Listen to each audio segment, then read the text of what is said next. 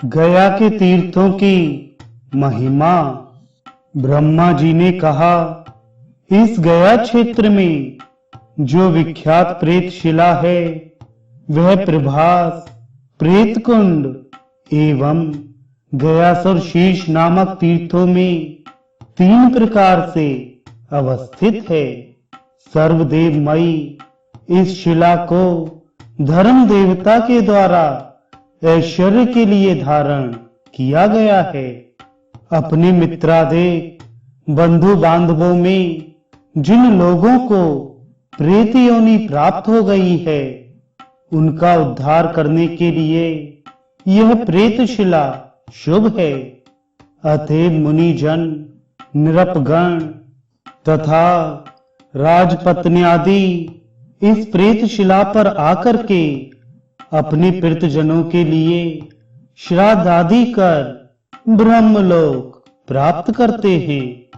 गयासुर के मुंड के पृष्ठभाग में जो शिला स्थित है उसका नाम मुंड पृष्ठगिरी है। इस कारण यह पर्वत सर्वदेवमय है। इसके पाद देश में ब्रह्म सरोवर आदि अनेक तीर्थ हैं। उन तीर्थों में एक अरविंद वन नामक तीर्थ है। उस वन से सुशोभित होने के कारण उसके पर्वतीय प्रांत भाग को अरविंदगिरी कहते हैं। वहां पर क्रौंच पक्षियों के चरण चिन्ह विद्यमान रहते हैं, इसलिए वह पर्वतीय भाग क्रौंच पद के नाम से प्रसिद्ध है। श्राद्ध आदि करने से वह तीर्थ पितरों को ब्रह्मलोक प्रदान करता है। आदि काल से ही यहाँ पर आदिदेव भगवान गदाधर विष्णु अव्यक्त रूप में शिला रूप से स्थित हैं। इसलिए यह शिला देवमयी कही गई है। यह शिला गयासुर के सिर को आच्छादित करके वर्तमान समय में भी अपने गुरुत्व भाव के कारण चारों ओर से अवस्थित है।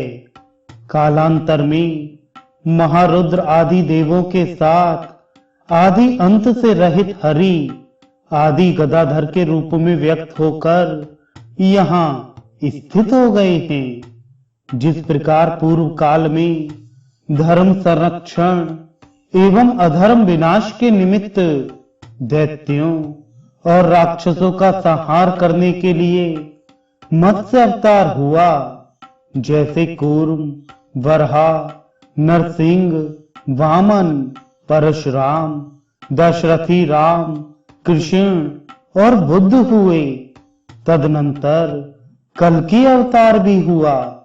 उसी प्रकार यहाँ पर व्यक्त अव्यक्त भगवान आदि गदाधर प्रकट हुए। आदि काल में इसी पवित्र तीर्थ पर ब्रह्मादि देवों ने आदिदेव भगवान गदाधर विष्णु की पूजा की थी। इसलिए यहाँ पर अर्घ्य, पाद्य, पुष्पादिक उपहारों से उन भगवान गदाधर की पूजा करनी चाहिए। जो मनुष्य इस तीर्थ में जाकर अन्य देवताओं के साथ इन आदिदेव भगवान गदाधर को अर्घ्य पात्र, पाद्य, गंध, पुष्प, धूप, सुंदर नैवेद्य, विविध प्रकार के पुष्पों से बनी हुई मालाएं, वस्त्र, मुकुट, घंटा, चामर, दर्पण, अलंकार, पिंड, अन्न तथा अन्यान्य वस्तुओं को प्रदान करता है।